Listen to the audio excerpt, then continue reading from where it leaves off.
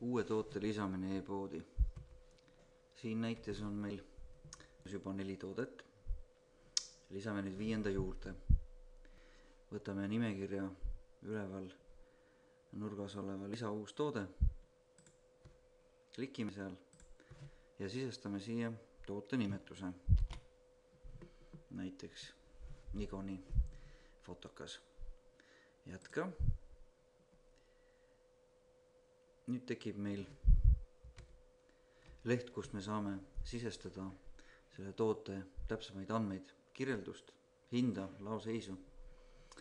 Näiteks kirjelduse saame lisada siit editorist, mis on juba tuttav varasemate videote juures.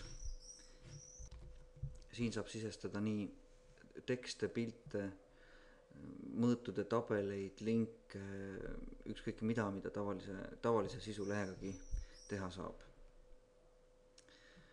Edasi saab määrata kategooriad, kuhu alla ta kuulub. Ta võib kuuluda ka mitmesse erinevasse kategooriasse korraga.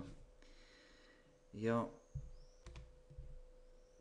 siit lisapilte alt me saame lisada pildi, mida kuvatakse edaspidi toote listis või toote nimekirjas.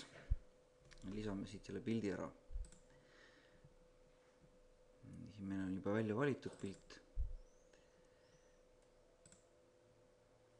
Ja laeme üles. Nii. Nüüd paneme laoseisu paika. Olgu meil näiteks 90 tükki. Ja anname talle ka hinna. Näiteks 4099 krooni. Ja salvestame. Ja ongi meil see toode nimekirjas olemas. Puudu jäi meil tootele kirjelduse lisamine.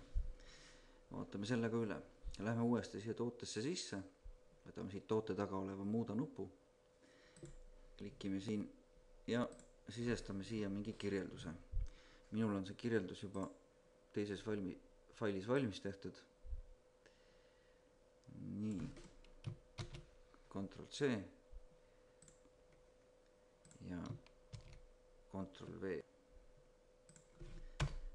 Siia punkti ka ette ja salvestame.